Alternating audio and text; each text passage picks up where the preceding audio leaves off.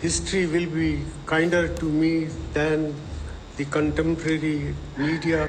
एक खास वजह थी कि पूर्व प्रधानमंत्री मनमोहन सिंह ने कहा था कि इतिहास उनके काम के प्रति अधिक दयालु होगा।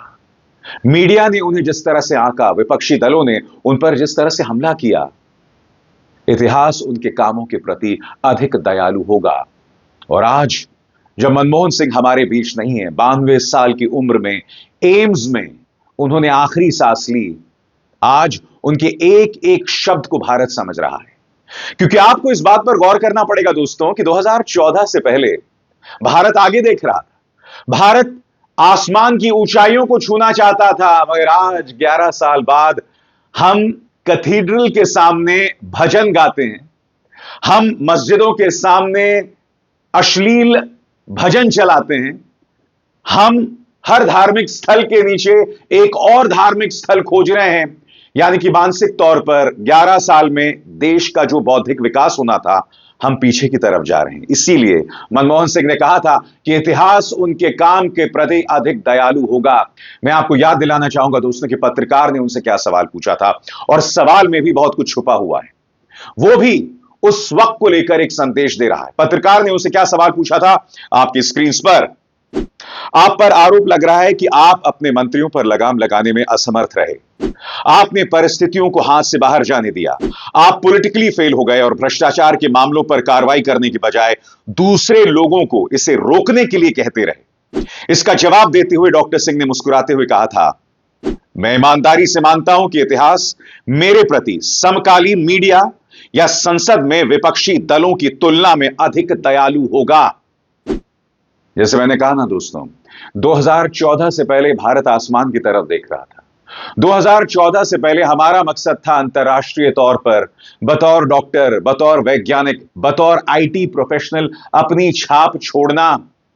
मगर 11 सालों बाद विदेशों में जो घटनाएं होती हैं, हम उस पर आक्रोशित होते हैं। हम अपने ही देश के नागरिकों पर निशाना साध रहे हैं। क्रिसमस जैसे पावन पर्व पर जो एक दिन पहले गुजरा है, आप जानते हैं क्या क्या नजारे नहीं देखने को मिले। बच्चे जहां पर सांता क्लॉज बने हुए थे, उन स्कूल्स पर धावा बोला गया। जोमेटो का डिलीवरी बॉय जिसने सांता की ड्रेस पहनी हुई थी, उसके कपड़े उतारे गए। लखनऊ में कैथेड्रल के सामने भजन जपा जा रहा था, मानो ताना दिया जा रहा है। यह बदल गया है 11 साल में। और इसीलिए पूर्व प्रधानमंत्री मनमोहन सिंह ने कहा था कि इतिहास उनके प्रति दयालु होगा। मैं आपको एक तस्वीर दिखाना चाहता हूं दोस्तों। अमेरिकी कांग्रेस में उन्हें किस तरह से इज्जत दी जाती है। करीब 1 मिनट का वीडियो है, मैं चाहूंगा आप देखें। इसीलिए उस वक्त प्रधानमंत्री मनमोहन सिंह के बारे में कहा गया था, सिंह इज किंग। इस वीडियो को देखिए, जिससे आपको पता चलेगा कि उस वक्त मनमोहन सिंह का क्या योगदान था। देखते हैं। Joint meeting will come to order. Mr. Speaker, the Prime Minister of the Republic of India.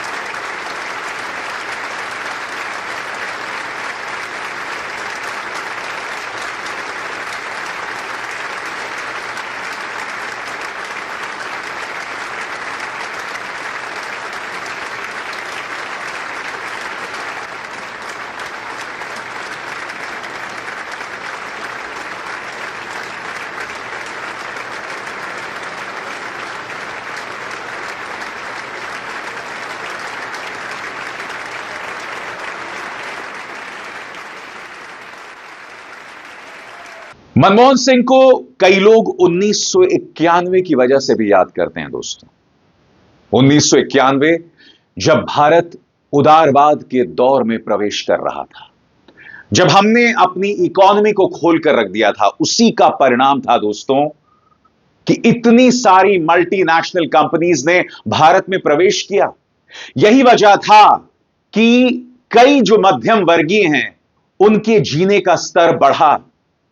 जी हां, और अंतर्राष्ट्रीय तौर पर भारत हर गुजरते लम्हे के साथ अपनी छाप छोड़ते गया। और फिर जब वो प्रधानमंत्री बने उसके बाद उन्होंने देश को दिया सूचना का अधिकार, जो आम इंसान के हाथ में सबसे बड़ा हथियार था, सरकार से सवाल करने का सबसे बड़ा हथियार। और आज उस सूचना के अधिकार को तहस नहस कर दिया गया पिछले 11 सालों में। याद कीजिएगा, जिस अन्ना आंदोलन ने नींव रखी थी कांग्रेस के खात्मे की, उसी अन्ना आंदोलन से निकला था लोकपाल।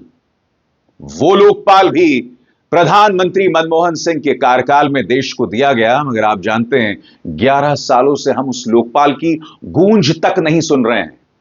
लोकपाल का अध्यक्ष कौन है कोई नहीं जानता, उस लोकपाल का स्वाहा कर दिया गया। यह बात अलग है कि उसी अन्ना आंदोलन पर सवार होकर भारतीय जनता पार्टी ने 2014 में सत्ता हासिल की थी। कई लोगों ने अपनी राजनीतिक रोटियां सेकी थीं, उनमें से एक दिल्ली के मुख्यमंत्री भी बन गए थे। मगर आज उस लोकपाल की गूंज कोई नहीं सुनता। मगर इसमें दोष पूर्व प्रधानमंत्री मनमोहन सिंह का नहीं था। उन्होंने ईमानदारी से देश की जनता को सूचना का अधिकार दिया। उन्होंने ईमानदारी से देश की जनता को लोकपाल दिया। देश को अमेरिका के साथ परमाणु डील पर हस्ताक्षर करने का मौका मिला। मगर पिछले 11 सालों में हम यह दावा तो करते रहे कि भारत या मौजूदा प्रधानमंत्री विश्व गुरु हैं, मगर इस तरह की कोई डील्स सामने उभर कर नहीं आती हैं। कोई भी डील सामने उभर कर नहीं आती हैं। But I am reminded of a couplet by Iqbal, मिट गए मिस्र यूनान और रोमा, लेकिन कायम है अब तक नामो निशान हमारा, कुछ बात है कि हस्ती मिटती नहीं हमारी, सदियों रहा है दुश्मन दौरे ज़माना। जब मनमोहन प्रधानमंत्री थे तो भारत के पत्रकार सही मायने में पत्रकार थे। मैं आपको सुना चुका हूं कि जब प्रधानमंत्री मनमोहन ने कहा था कि इतिहास मेरे प्रति अधिक दयालु होगा, तब उनसे क्या सवाल पूछा गया था। मैं आपको एक घटना बताना चाहता हूं दोस्तों। 2005 प्रधानमंत्री मनमोहन सिंह जेएनयू जाते हैं और जेएनयू में उन्हें काले झंडे दिखाए जाते हैं। प्रशासन इसी के परिणाम के चलते कई छात्रों पर अनुशासनात्मक कार्रवाई करता है, उन्हें जेएनयू से बाहर करने की जमीन तैयार करता है। मगर तब प्रधानमंत्री मनमोहन सिंह का कॉल जाता है जेएनयू को और कहा जाता है कि आप ऐसा कुछ नहीं करेंगे, क्योंकि प्रधानमंत्री के खिलाफ विरोध प्रदर्शन करना हर छात्र का अधिकार है। जी हां, प्रधानमंत्री मनमोहन सिंह ने अपने 10 साल के कार्यकाल में न जाने कितने प्रेस कॉन्फ्रेंसेस को संबोधित किया। उनसे आप कुछ भी सवाल कर सकते थे, मगर पिछले 11 सालों में एक भी प्रेस कॉन्फ्रेंस नहीं। कि आपके करीब 9.5 साल के कार्यकाल में ये एक परसेप्शन रहा कि फैसले 10 जनपद में होते हैं, उनका ऐलान 7 RCR या पीएमओ से होता है। कांग्रेस अध्यक्ष सोनिया गांधी या उपाध्यक्ष राहुल गांधी का अगर इशारा भी हो तो सरकार उसे अमल में लाने में, उसे उसका ऐलान करने में बिल्कुल देर नहीं लगाती। इस परसेप्शन, इस छवि के बारे में आप क्या कहेंगे? Well, it is not a disadvantage. The Congress party president or the vice president, if they have any views, they ought to be reflected in the thinking of the government to the extent that it is possible. And I think it is not a disadvantage or a drawback in the system that we have operated. The fact that Mrs. Gandhi, or for that matter Rahul Gandhi, were there to back the government up is something which has enabled us to deal with many difficult moments in these 9.5 years. There were, of course, times when they differed from what the government had done. The government reconsidered those issues, and I don't think this is wrong or a disadvantage to make corrections if the party leadership feels that such corrections were required in the national interest. पिछले 11 सालों में हमने ढेरों मन की बात सुनी है। पालतू मीडिया से प्रधानमंत्री के इंटरव्यूज देखे हैं, जिनमें सवाल पहले ही तय हो जाते हैं और बात यहां नहीं रुकती है। आप जानते हैं, हाल ही में पत्रकार राजदीप सरदेसाई ने अपनी किताब में लिखा है कि न सिर्फ सवाल पहले तय होते हैं, बल्कि उस इंटरव्यू को भी प्रधानमंत्री कार्यालय में एडिट किया जाता है। यानी कि प्रधानमंत्री यह फैसला करते हैं कि क्या सवाल पूछा जाए, और अगर सवाल पूछा गया है तो वो ऑन एयर होता है, वो टीवी पर दिखाया जा सकता है, उसका भी फैसला प्रधानमंत्री कार्यालय करता है। यह है आज का मीडिया। मीडिया उस वक्त सवाल करता था दोस्तों। मीडिया को इस बात की आजादी थी, जो लोग आंदोलन करते थे उन्हें एंटी नेशनल नहीं बताया जाता था। मगर पिछले 11 सालों में क्या हुआ है आप सब जानते हैं। किसान सड़क पर उतरता है, 750 किसान मर जाते हैं, उन्हें खालिस्तानी बताया जाता है। समाज सेवी सवाल करते हैं, उन्हें सोरोस का एजेंट बताया जाता है। उन्हें एंटी नेशनल अर्बन नक्सल बताया जाता है। जी हां, किसानों को भी अर्बन नक्सल बताया गया था। शाहीन बाग में आंदोलन होता है, तब क्या होता है दोस्तों, उन्हें पाकिस्तान समर्थित बताया जाता है। सबसे बड़ी बात जो हमने पिछले 11 सालों में देखा है, मीडिया न सिर्फ भारतीय जनता पार्टी के प्रति नतमस्तक है, बल्कि सबसे दुखद बात, मीडिया दंगाई बन गई है। मीडिया रेडियो रवांडा बन गया है।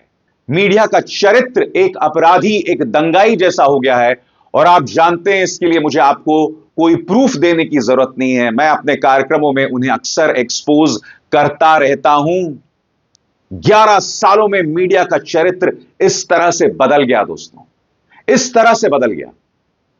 क्यों? क्योंकि सरकार की दबिश के सामने, सरकार के जोर के सामने सवाल पूछना तो बहुत दूर, ये लोग उनके एजेंट बन गए। और सबसे बड़ी बात, नफरती एजेंट बन गए। यह है पिछले 11 साल की विरासत। और इसीलिए पूर्व प्रधानमंत्री मनमोहन ने कहा था कि इतिहास मेरे प्रति दयालु होगा। बात यहां नहीं रुकती। उन्होंने प्रधानमंत्री नरेंद्र मोदी के बारे में भी एक भविष्यवाणी की थी कि वो भारत के लिए एक बहुत बड़ा डिजास्टर साबित होंगे। सुनिए उन्होंने क्या कहा था। That without discussing the merits of Mr. Narendra Modi, I sincerely believe that it would be disastrous for the country to have Narendra Modi as the Prime Minister. और बात वहां नहीं रुकती है। अभी कुछ ही दिनों पहले उन्होंने यह बयान दिया था, और यह बयान प्रधानमंत्री नरेंद्र मोदी के उस बयान के बाद आया जब उन्होंने पूर्व प्रधानमंत्री मनमोहन के बारे में रेनबो छतरी का जिक्र किया था। बाथरूम में रेनकोट पहन करके नहाना, ये कला तो डॉक्टर साहब ही जानते हैं और कोई नहीं जानता। उसके काफी दिनों बाद पूर्व प्रधानमंत्री मनमोहन ने प्रधानमंत्री नरेंद्र मोदी पर हमला बोलते हुए क्या कहा था आपकी स्क्रीन पर। मोदी जी पहले प्रधानमंत्री हैं जिन्होंने सार्वजनिक चर्चा की गरिमा को कम किया है, और इस प्रकार प्रधानमंत्री के कार्यालय की गंभीरता को कम किया है। अतीत में किसी भी प्रधानमंत्री ने इस तरह की घृणित, असंसदीय और असभ्य शब्दों का इस्तेमाल नहीं किया है, जिसका उद्देश्य किसी विशिष्ट व्यक्ति को निशाना बनाना था। उन्होंने कुछ झूठे बयानों के लिए भी मुझे जिम्मेदार ठहराया। मैंने अपने जीवन में कभी एक समुदाय को दूसरे समुदाय से अलग नहीं किया है। और आज पूर्व प्रधानमंत्री मनमोहन सिंह की एक एक बात सही साबित हो रही है। जी हां, क्योंकि मौजूदा प्रधानमंत्री वो प्रधानमंत्री हैं जो ये कहते हैं कि आपका मंगलसूत्र घुसपैठियों को दे दिया जाएगा, आपकी 2 भैंसों में से एक भैंस ज्यादा बच्चा पैदा करने वालों को दे दी जाएगी, आपकी बेटी बांग्लादेशी घुसपैठियों को दे दी जाएगी। चर्चा का स्तर ये हो गया है और समाज इसे सामान्य मान रहा है। क्यों? क्योंकि पिछले 11 सालों में मीडिया का सहारा लेते हुए बार बार लोगों की नसों में जहर उगला गया। और यही वजह है कि ये लोग मस्जिदों के सामने, गिरजाघरों के सामने इस तरह के प्रदर्शन करते हैं। मैंने कहा ना, 11 साल पहले हम आसमान की तरफ देख रहे थे, मगर 11 साल बाद हम जमीन के नीचे देख रहे हैं, हम खुदाई कर रहे हैं। हम अपनी खुशी के मौके पर, यानी कि जब दुर्गा विसर्जन यात्रा हो रही होती है, तब हम किसी मस्जिद के सामने गाली गलौज करते हैं। यह फर्क आ गया है दोस्तों। यानी कि 11 सालों में हम अपने धार्मिक आयोजनों में भी खुश नहीं हैं, उस मौके पर भी हमें दूसरों को गाली देने की जरूरत पड़ रही है। इसीलिए हम मनमोहन सिंह को मिस करते हैं। मैं आपको बतलाना चाहता हूं अपना तजुर्बा दोस्तों। जब प्रधानमंत्री मनमोहन सिंह विदेश जाते थे तो अपने साथ कई पत्रकारों को लेकर जाते थे, और आप जानते हैं इसको लेकर भी भारतीय जनता पार्टी ने एक दुष्प्रचार किया था। आपको याद है, जैसे ही मोदी देश के प्रधानमंत्री बने तो पहला काम उन्होंने क्या किया? उनके विमान में जो पत्रकार जाया करते थे, उनके जाने पर रोक लगा दी गई। और फिर पूरा प्रचार तंत्र यह कहने लगा कि देखो मोदी ने किस तरह से पत्रकारों को ठिकाने पर लगा दिया। पत्रकार जो मनमोहन सिंह के कार्यकाल के दौरान उनके विमान में ऐश किया करते थे, उस पर लगाम लग गई। सरासर गलत दोस्तों। पत्रकार जो प्रधानमंत्री के विमान में जाया करते थे, उन्हें फायदा यह मिलता था कि यात्रा के खत्म होने के बाद आप प्रधानमंत्री से सवाल पूछ सकते थे। प्रधानमंत्री को प्रेस कॉन्फ्रेंस करना पड़ता था और यह पूर्व प्रधानमंत्री मनमोहन की विरासत थी।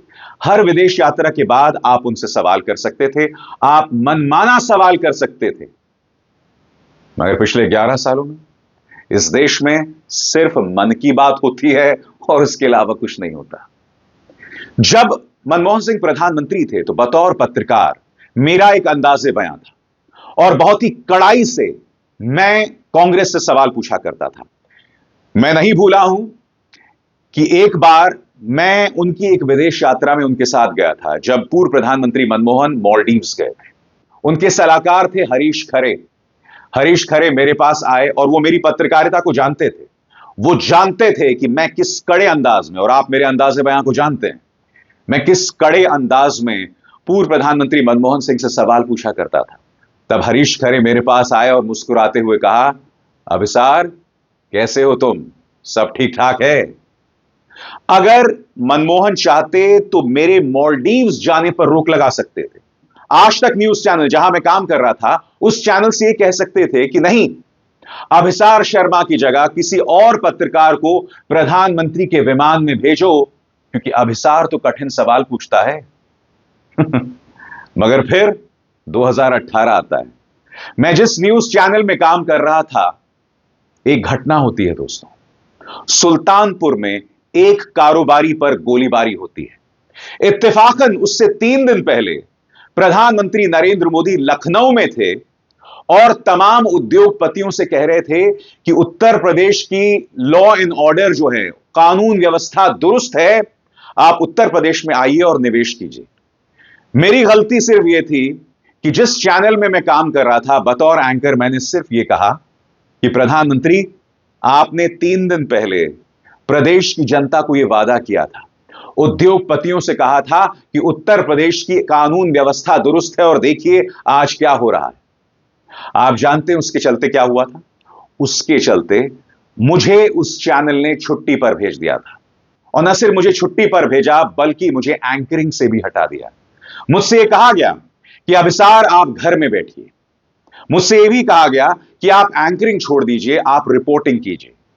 मगर जाहिर सी बात है, उस चैनल में बने रहना मेरे आत्मसम्मान के साथ समझौता होता और मैंने उस चैनल को छोड़ दिया था।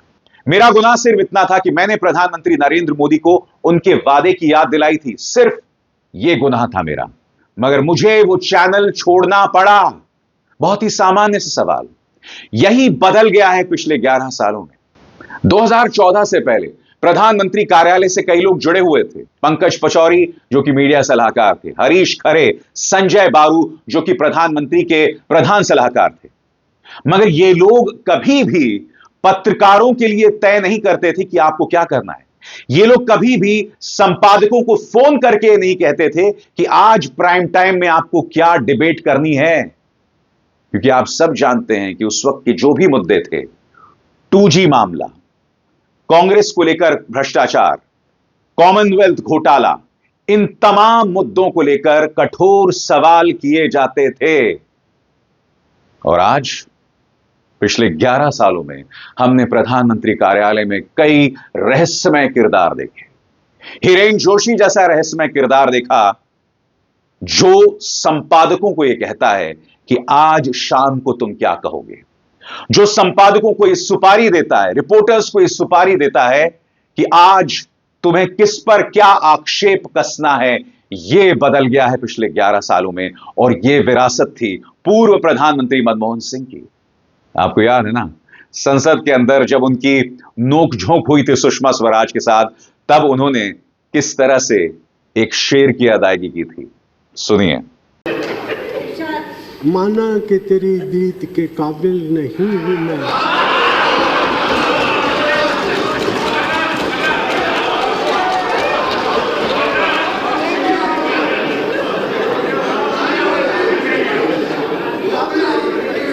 माना कि तेरी दीद के काबिल नहीं हूँ मैं, तू मेरा शौक तो देख, मेरा इंतज़ार देख।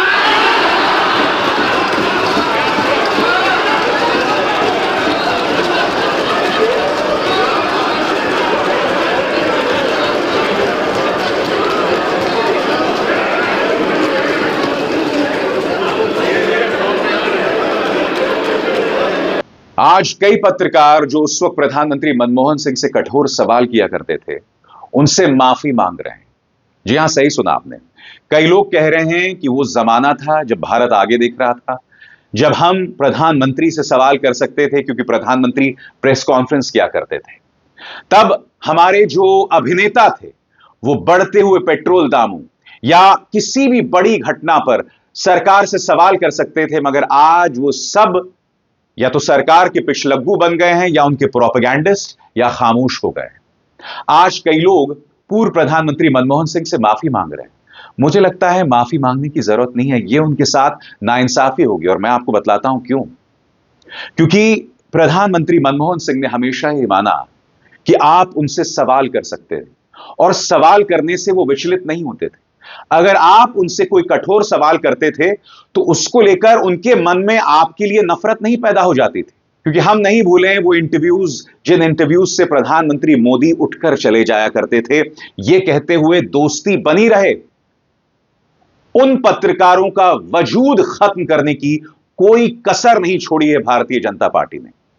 आज वो पत्रकार किसी चैनल में नहीं दिखाई देते हैं। आज वो लोग अपने छोटे छोटे मंचों पर काम कर रहे हैं, जैसे आप मुझे देखते हैं मेरे इस प्लेटफॉर्म पर।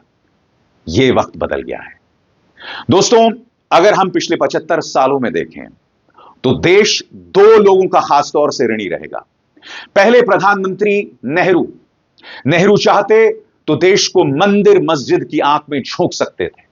नेहरू चाहते तो देश को उन्हीं मुद्दों में उलझा कर रख सकते थे, मगर नेहरू ने आधुनिक भारत की नींव रखी, एक वैज्ञानिक सोच के भारत की, एक आधुनिक सोच के भारत की। मैं ये नहीं कह रहा हूं कि नेहरू की कमियां नहीं थी, मगर वो कमियां हम आज जाकर देख रहे हैं।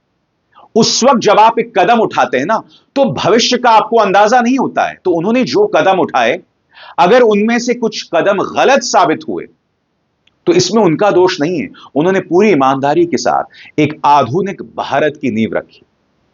उसी तरह से मनमोहन सिंह उदारवादी भारत की नींव रखी। 10 सालों में जब वो प्रधानमंत्री रहे तो भारत एक उदारवादी सोच था।